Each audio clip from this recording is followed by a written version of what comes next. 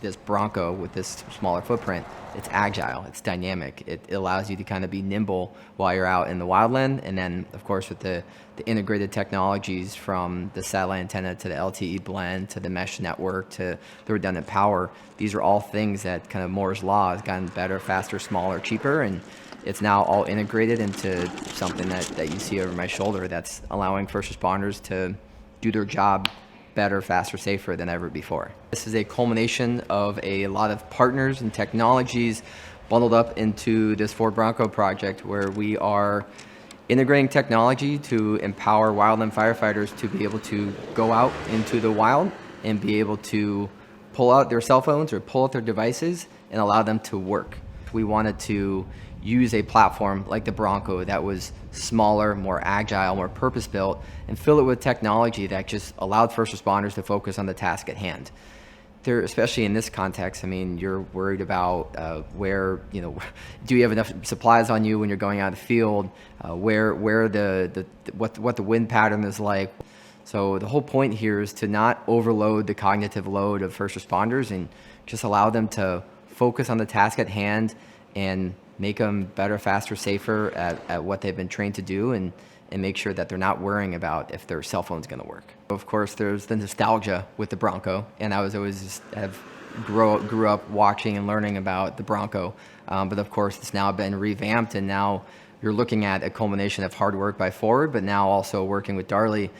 integrating a lot of the best technologies to make it purpose-built and applied for first responders and public safety, and in particular for this one, for the wildland, where you're talking about the post-disaster, you're talking about when it's there might be a situation where there are not cellular towers within a couple hundred miles. New technology has been the core of what Darley's done going back to 1908, and so I think that this vehicle and what we're doing today exemplifies that mission. The Bronco Badlands Sasquatch vehicle, as you look at it, go anywhere, do anything, operate in any environment. So the end result is basically a vehicle that can go about anywhere at any time and be able to operate with the communication gear and the drones and all the special equipment, and now have a command center that is going to keep the whole unit safe. And we're working with new technology that will make it safer and simpler for first responders to operate in difficult environments. This is a vehicle that provides a lot of solutions and components to make firefighters' jobs simpler, or first responders' jobs more simple, safer, and again, accessed anywhere, anytime.